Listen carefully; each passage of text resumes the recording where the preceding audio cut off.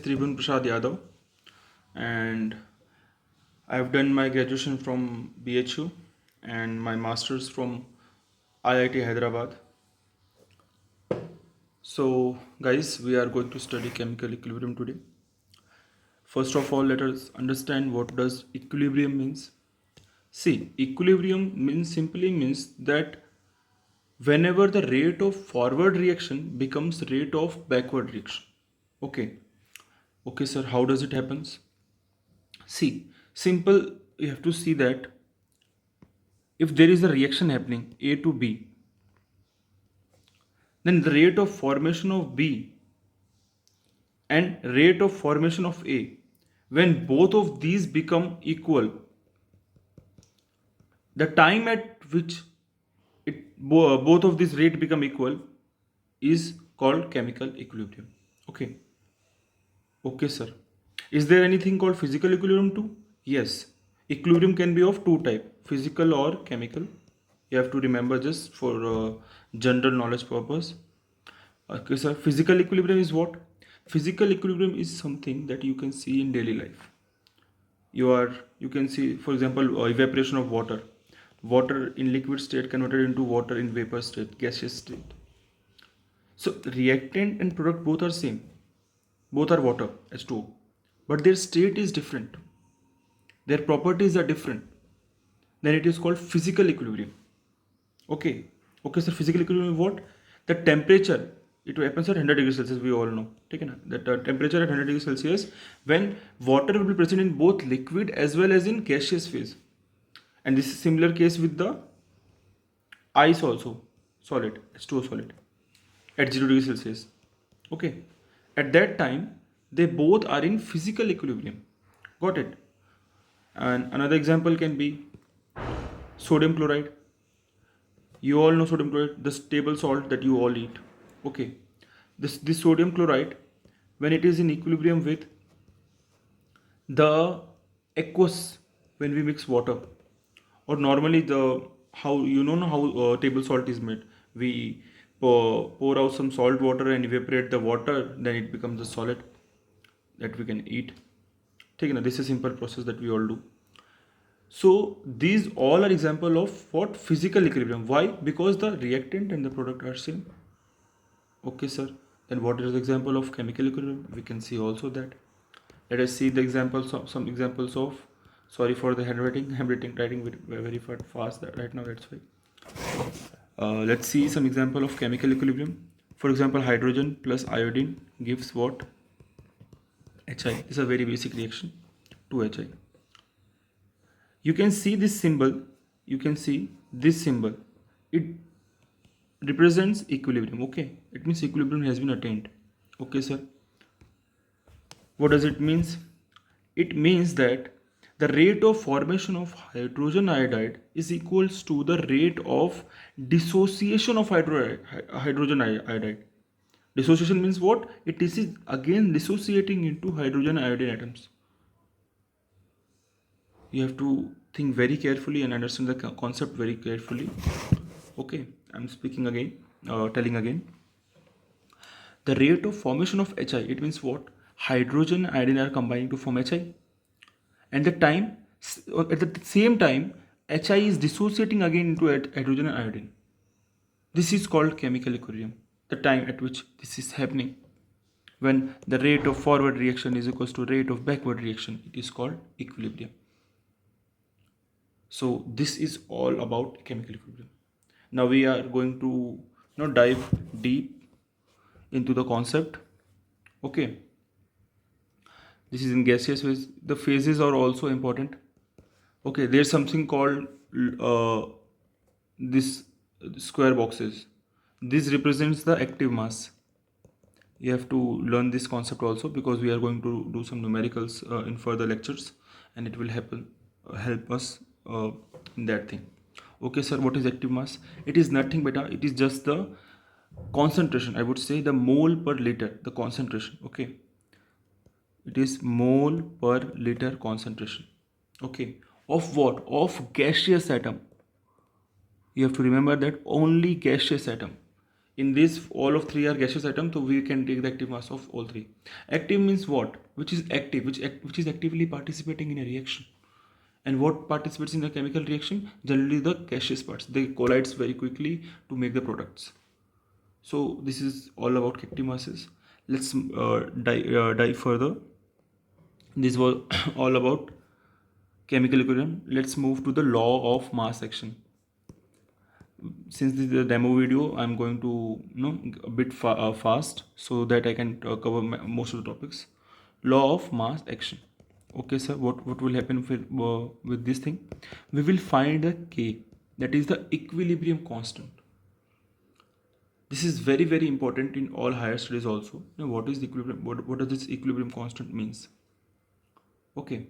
First of all, it does not depend on concentration. It does only depends on temperature. Only depends on temperature and many other factors. But listen to me carefully. What happens when a temperature increases? Collision increases. Collision increases, the number of products formed will be increased. Okay. So K is what just giving us a basic idea how the reaction is happening. Is it happening very fast? It is happening very slow. Is it going in forward direction? Is it going in backward direction? So this is all the things. I mean the rate and the direction is told by this K.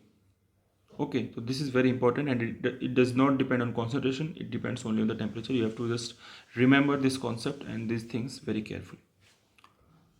And I hope you understand all these things. Let us move and derive this law of mass action.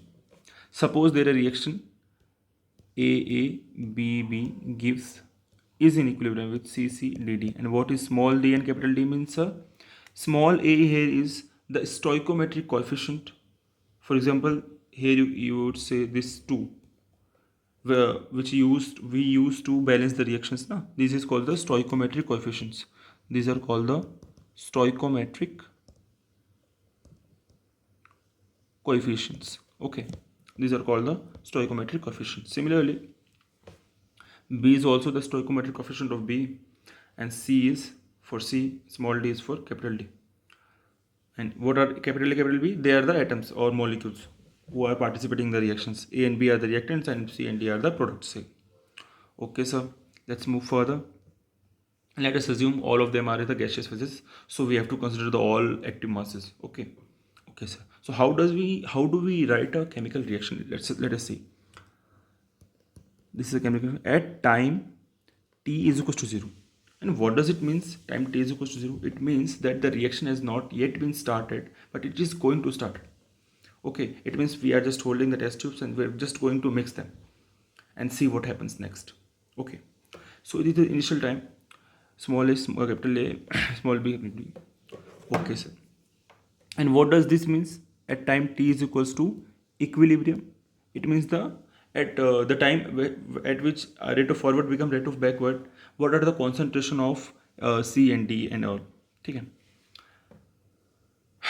Let us stop for a moment and derive the equation for K. See, this is the rate of forward reaction when the C and D are forming, and this is the rate of backward reaction when A and B are forming from C and D, because reaction is going in reverse direction.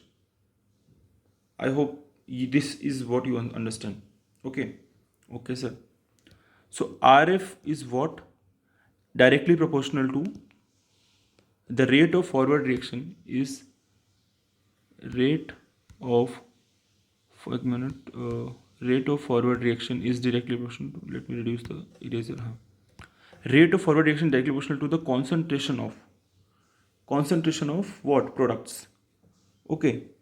So the rate of forward reaction directly proportional to concentration of reactant, because how much rate is going forward, how much products are forming depends on the concentration of reactants.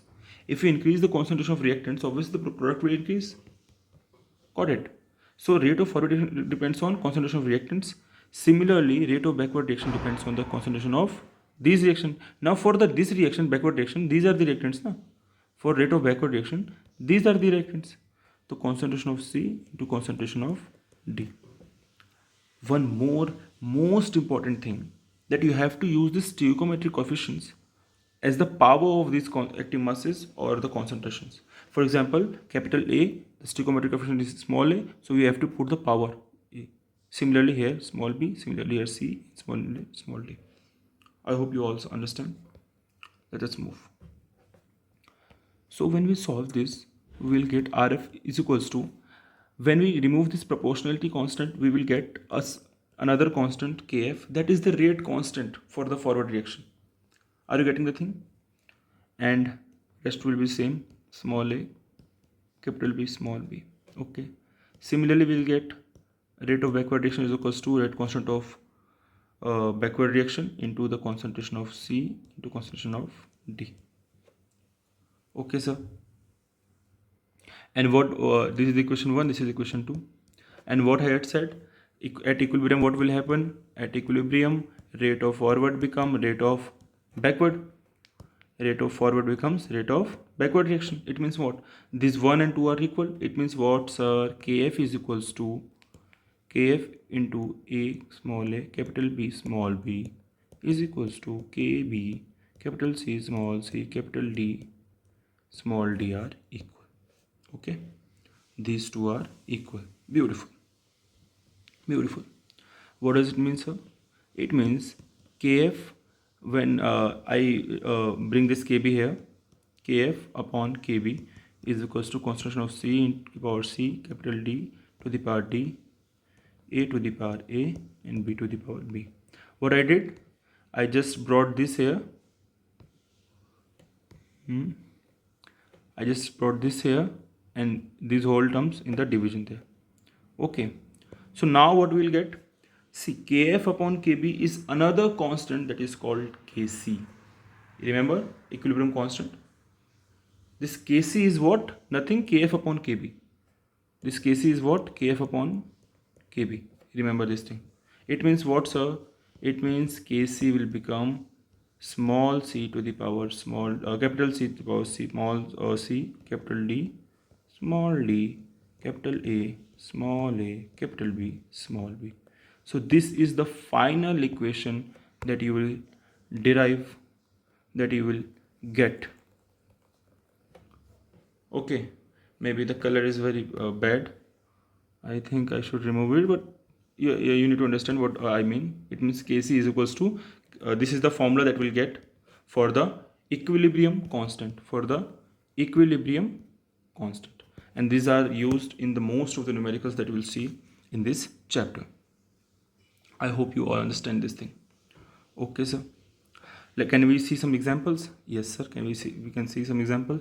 Let us see for the simple that we just had seen. Hydrogen plus iodine gives 2Hi. What will happen here? If I have to find this Kc for here, so Kc will be what, sir? Now you have to see that if basically is what? Kc is equals to reactant concentration of product. These are the product, na, C and D. These were the product for this reaction, if you remember. Similarly, A and B were the reactants. So what is Kc means is concentration of product divided by the concentration of reactants. Hope you understand. Similarly, here product is what? Hi.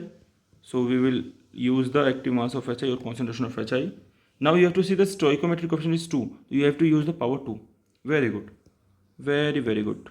Similarly, the reactants are S2 and iodine in the multiplication. So you can see how I derived the equation equilibrium constant for this reaction. Okay, sir. Let us see some more example. For example, PCl5 in gaseous phase gives PCl3 plus Cl2 gas. Can you see this? Okay, sir. This is a reaction. Can you find the Kc for this reaction also? Yes, sir. Now the products are PCl3 and Cl2. PCl3 and Cl2. And the reactant is what? PCl5. And it is already a balanced reaction. There is no extra stoichiometric coefficient. So we don't have to put anything in power. This is a very basic reaction. Okay. So there is a homework you can do by yourself. Half hydrogen plus half iodine gives Hi. Just stoichiometric is different. Now find the equilibrium constant for this reaction. This is your homework. And thank you for this session only, and hope you understand this concept. You can, and thank you. Bye.